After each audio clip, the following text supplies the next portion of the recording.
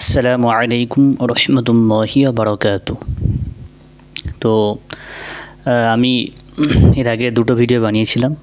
সেখানে আমি কোরআনকে যে সই করে পড়ার জন্য আমাদেরকে নুরানি কায়দার বিভিন্ন তাকতিগুলো যে ঠিকভাবে পড়তে হবে এবং তার নিয়মকানুন মেনে চলতে হবে এই সম্পর্কে বলেছিলাম।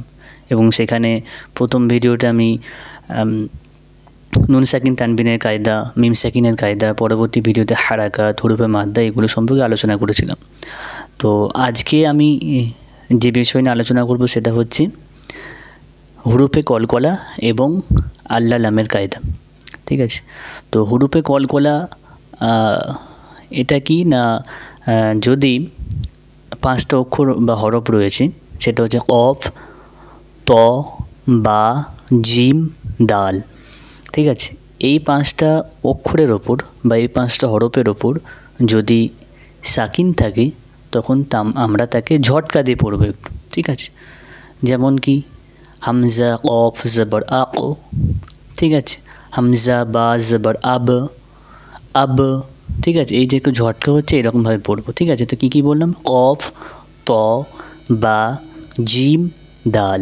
ঠিক আছে, এই পাঁচটা অক্ষরের ওপর যদি সাকিন থাকে তখন আমরা কি করব, তাকে ঝটকা দিয়ে পড়ব। ঠিক আছে, এটা হচ্ছে হুরুফে কলকলার ব্যাপার।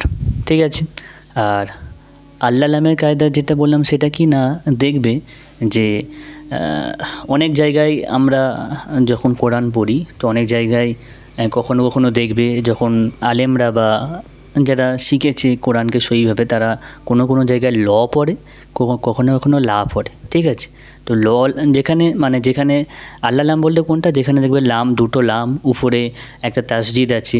ঠিক আছে, এইগুলোকে বলা হয় আল্লা লাম। ঠিক আছে, তোমরা কোরআন খুললেই বুঝতে পারবে।